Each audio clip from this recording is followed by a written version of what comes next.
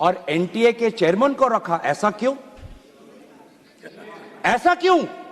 आपको एनटीए के डीजी पर विश्वास नहीं, आपने मान लिया कि शिक्षा मंत्री धर्मेंद्र प्रधान जी का इस्तीफा होना चाहिए, आपने ये भी मान लिया, तो आपको एनटीए के चेयरमैन पे इतना विश्वास क्यों? ये हम जानना चाहते हैं। सुनाई दे रहा होगा सर, एक विशेष संगठन के साथ जुड़े हुए हैं, उसका ब्यौरा देख लीजिए, एनटीए के चेयरमैन का ब्यौरा देख लीजिए। इससे पहले वो मध्य प्रदेश के पब्लिक सर्विस चेयरमैन के वो कमीशन के चेयरमैन थे, और उस समय में भी धांधली हुई, उस समय भी धांधली हुई। उससे पहले वो छत्तीसगढ़ में भी पब्लिक सर्विस कमीशन में चेयरमैन थे, उस समय में भी धांधली हुई। ऐसे इतने धांधली से जुड़े हुए व्यक्ति को आज भी इतने पेपर लीक होने के पश्चात भी आपकी सरकार बचा रही है, आपकी सरकार बचा रही है। जिस एनटीए के द्वारा 21 बच्चों ने आत्महत्या की, आज भी वो चेयरमैन बचा हुआ है। क्यों? क्योंकि वो एक विशेष संघ के साथ जुड़ा हुआ है। और यही दर्शाता है कि आप शिक्षा विभाग में आप सुधार नहीं चाहते, क्योंकि आरएसएस के लिए शिक्षा विभाग बहुत ही महत्वपूर्ण विभाग है, महत्वपूर्ण विभाग है। मैंने कोई असंसदीय बात नहीं की। आरएसएस के लिए शिक्षा विभाग बहुत महत्वपूर्ण विभाग है, और इसीलिए हम देखते हैं, चाहे यूनिवर्सिटीज के वाइस चांसलर्स के अपॉइंटमेंट में हो, कॉलेज के प्रिंसिपल के अपॉइंटमेंट में हो, जब फैकल्टी की बदली होती है उसमें हो, चाहे आउटसोर्सिंग में हो, हर चीज में हम देखते हैं कि जो यूनिवर्सिटी, जिन यूनिवर्सिटी की कल्पना पंडित नेहरू ने एक साइंटिफिक टेम्पर के द्वारा उन यूनिवर्सिटीज के एक सपना देखा था, आज उन्हीं यूनिवर्सिटीज में क्वालिटी पर ध्यान नहीं दिया जा रहा। आप शिक्षा के माध्यम से इस पीढ़ी को आने वाले चुनौतियों के लिए तैयार नहीं कर रहे। आप शिक्षा के माध्यम से इस पीढ़ी के लोगों को आने वाले समय में आपके दल के सदस्य बने, आपको वोट दे, उसके लिए आप एक माहौल बना रहे हो। यह है आपके लिए शिक्षा का उद्देश्य, यह है शिक्षा का उद्देश्य। और हमने देखा कि वे जो संस्थाएं, चाहे वो आईआईटी हो, चाहे जेएनयू हो, चाहे डीयू हो, देश भर से माता पिता अपने बच्चों को बोल रहे कि जाओ दिल्ली जाओ, अगर दिल्ली नहीं जा सकते तो बॉम्बे जाओ, बिहार में जाओ, लेकिन धरना प्रदर्शन करो। आज शिक्षा की बात है, आपको अपना भविष्य आपको बचाना है। मैं नहीं जा सकता, पर मेरी आशीर्वाद तुम्हारे साथ है। एक मां ने एक आशीर्वाद के साथ अपनी बेटी को भेजा, एक बाप ने अपने बेटे के पीठ पे थपथपाकर उसको जंतर मंतर पे भेजा, और डीयू, आईआईटी, जेएनयू कहती है आप मत जाओ। छात्रों को कहती है अगर आप जाओगे तो आपके करियर पर प्रभाव बन सकता है। यह है शिक्षा की संस्थाएं। ऐसे हम आने वाले पीढ़ी, आने वाली चुनौतियों के लिए हम भारत का निर्माण करेंगे, अपने युवाओं को हम उनको ताकत देंगे। इसीलिए अगर एक बात इस पूरे घटनाक्रम से निकलती है वो ये है कि आज शिक्षा में ये इस बिल से, जिसमें आपने पेनल्टीज बढ़ा दिए, पनिशमेंट बढ़ा दिए, इससे हमारा शिक्षा विभाग नहीं सुधरेगा। राहुल गांधी जी बार बार कहा कि धर्मेंद्र प्रधान जी सिर्फ एक मुखौटा है आपके शिक्षा विभाग का, आपकी शिक्षा के प्रति जो उनका, आपकी जो नीति है वो सिर्फ एक, उसका एक चिन्ह है, एक सिंबल है। उनके हटने से भी शिक्षा में सुधार आएगा। आज भी ना बच्चों को विश्वास आता है इस बात पर, ना हमें इस बात पर विश्वास है। लेकिन इसके पश्चात भी आज शिक्षा पर बातचीत हो रही है, आज शिक्षा को लेकर धरना हो रहा है, आज शिक्षा को लेकर जंतर मंतर में हजारों की तादाद पर लोग इकट्ठित हुए हैं। आज शिक्षा के विषय पर सारे दल संगठन सब ने अपने अपने प्रदेशों में, चाहे महाराष्ट्र में हो, चाहे यूपी में हो, चाहे बिहार में हो, चाहे पश्चिम बंगाल में हो, चाहे या असम में हो, सब जगह विभिन्न राजनीतिक दल संगठन और इन दल संगठन से अलग सारे युवा सड़क पे आ गए। सब ने अपने शिक्षा की मांग की। और क्यों मांग की? उनके दुख को पहले हमें समझना चाहिए, उनके पीड़ा को हमको समझना चाहिए, वो उनके अंदर जो नाराजगी है उस बात को हमें समझना चाहिए। नहीं तो किसी का इतना साहस नहीं कि सड़क पे आके गर्मी बारिश, सड़क पे सोना, पुलिस की लाठी खाना, दिन दिन भूख हड़ताल पे रहना, सबकी इतनी साहस नहीं है। ये साहस कहां से आता है? ये साहस आता है उस दर्द से जिस दर्द में अपने भविष्य को लेकर वो विवश हैं, जिस दर्द में अपने देश के भविष्य को लेकर वो विवश है, जिस दर्द को वो आज के समाज में उसको व्यक्त भी नहीं कर सकते, सरकार से सवाल भी नहीं पूछ सकते। और बहुत ही बढ़िया एक व्यक्ति ने इस पूरे जो दर्द है, इस दर्द के बारे में बात करते हुए गोपाल दास नीरज के गीत की बात करता है। वो व्यक्ति जिस व्यक्ति से राहुल गांधी जी मिलने गए, उसने कहा, उसने हमें याद दिलाया कि नीरज की वो पंक्तियां, स्वप्न झरे फूल से, मीत चुबे शूल से, लुट गए सिंगार सभी, भाग गए बबूल से, और हम खड़े खड़े बहार देखते रहे, कारवां गुजर गया गुबार देखते रहे। ये बच्चों की वो दुख है। क्या करें, हमारे पास पैसे नहीं है इतने कि हम पेपर खरीद पाएं। 30-30 लाख का पेपर हमें खरीदने के पास, हमारे पिताओं के पास इतने सामर्थ्य नहीं है।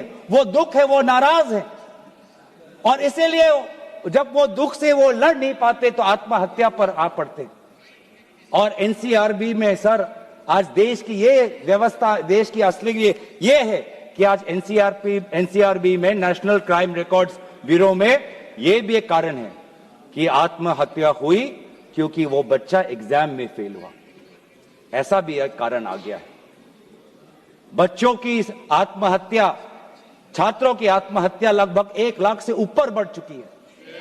1 लाख से ऊपर, जिसमें से 2000 ने तो साफ साफ कहा है, 2400 ने साफ साफ कहा है कि मैं फेल हो गया और इसीलिए मैं सुसाइड ले रहा हूं।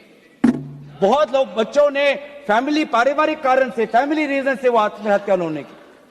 लेकिन इसके पश्चात भी वे युवा आए, वो चाहे गुजरात से हो, वो चाहे महाराष्ट्र से हो, चाहे विदेश से हो, चाहे दक्षिण भारत से हो, महाराष्ट्र से, वो सब आए। और जब वो आए और दिल्ली की गर्मी, दिल्ली के बारिश से जब वो जो उन्होंने उसमें जो दर्द है, उसमें जो संघर्ष है, उस संघर्ष को याद करते, उस संघर्ष को झेलने में उन्होंने याद किया सावित्री बाई फुले को। वे लड़कियां जो आई थी, ऐसे बहुत लड़कियां थी जिन्होंने रील पे कहा कि मैं अपने माता पिता को बिना बोले में जा रही हूं क्योंकि मुझे लड़ना है।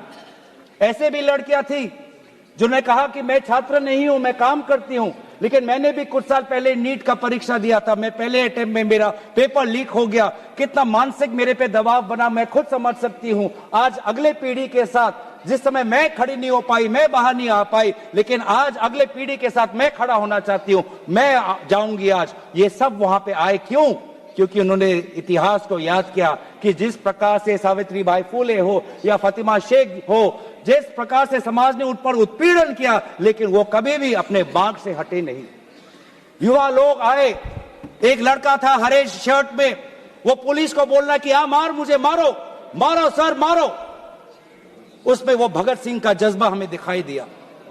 हमेशा उसने हाथ नहीं उठाया, उसने खाली बोला कि मारो, क्योंकि ये थी लोगों की और युवाओं की ताकत कि अब वो डर उनसे चला गया, डर खत्म हो गया, डर गायब हो गया। लाठी है, दर्द होगा, रात को सोने में मुश्किल होगी, लेकिन सब लोग कह रहे थे कि कुछ नहीं होता, अगर शिक्षा के लिए, अपने भविष्य के लिए अगर मुझे 2-3 लाठी भी खानी पड़ेगी तो मैं लाठी खाने जाऊंगा। ऐसे भी लोग थे जो 20 जुलाई की रात को आए।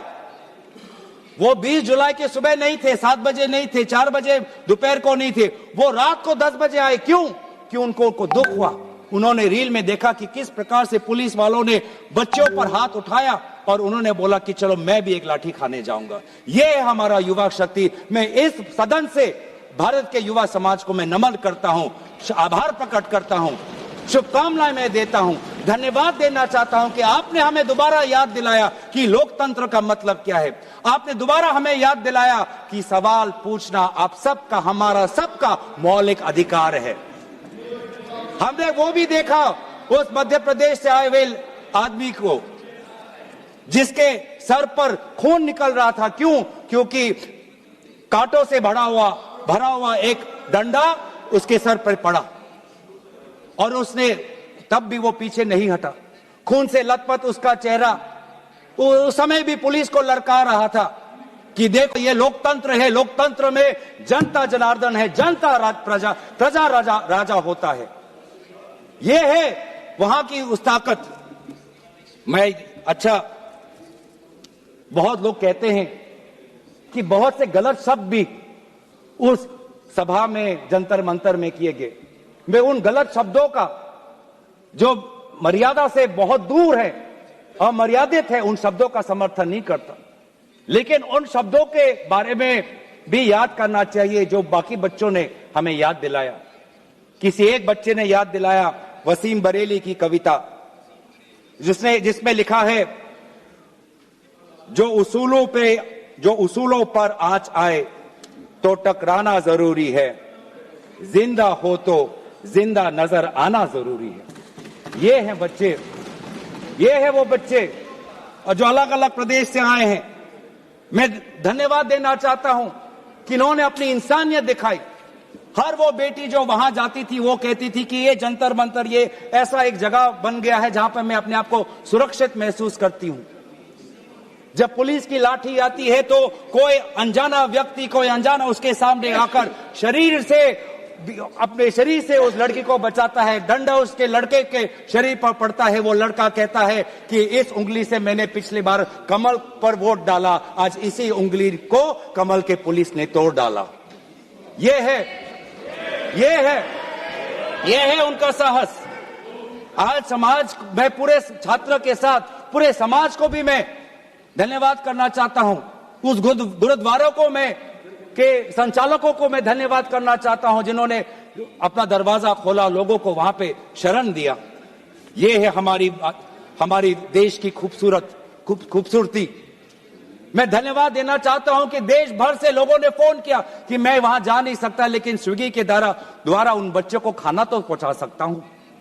मैं धन्यवाद करना चाहता हूं उन वकीलों का, वो चाहे सुप्रीम कोर्ट के बाहर हो, चाहे वो जंतर मंतर पे आए हो, सबने बोला कि लोकतंत्र के साथ संविधान के पक्ष में आज हम सब यहां पे खड़े हैं। लेकिन जहां पर हमने हमारी खूबसूरती देखी, जहां पे हमने इंसानियत देखा, जहां पर हमने लोकतंत्र की ताकत देखी, वहीं पे हमने इस सरकार की क्रूरता भी देखी। हमने देखा आपने किस प्रकार से पैलेट गन का इस्तेमाल किया, हमने देखा किस प्रकार से आपने इलेक्ट्रिक बेटन का इस्तेमाल किया, हमने वो भी नजारा भी देखा कि किस प्रकार से एक पुलिस कर्मचारी ने एक लड़की के गाल पर थप्पड़ मारा। वो एसीपी का नाम भी हमें याद है, उस पुलिस कांस्टेबल का चेहरा भी याद है जिसने अपने डंडे के साथ एक लड़की के प्राइवेट पार्ट पे उसने आक्रमण किया। हमें याद है वो लड़कियां जिन्होंने उनके आंसू निकल रहे थे आंखों से और कह रहे थे कि पुलिस वाले उनको मां बहन की गाली दे रहे थे। हम भूलेंगे नहीं वो बच्चियों जिन्होंने कहा कि मेरे पीठ पे जो कपड़े थे उन कपड़ों को इस पुलिस ने फाड़ दिया। ये है असलियत। और इसलिए बार बार हम मांग कर रहे हैं कि किसने आदेश दिया, वो आदेश कहां से आया कि पैलेट गन का इस्तेमाल हो? किसने आदेश दिया? किसने आदेश दिया कि आंसू गैस का इस्तेमाल हो? किसने आदेश दिया कि लाठी पैरों पे नहीं, लाठी सर पे पड़नी चाहिए? किसने वो आदेश दिया?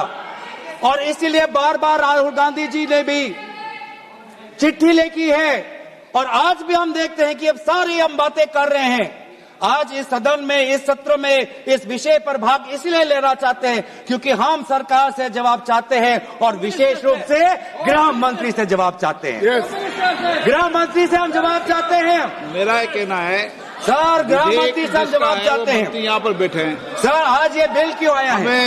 ये बिल क्यों आया है? ये बिल क्यों आया है? ये बिल क्यों आया है समझना चाहिए। ये बिल इसलिए आया है कि गृह मंत्री के द्वारा भेजी हुई पुलिस लोगों। लोकशाही मराठी ऐका, पहा, जागरूक रहा।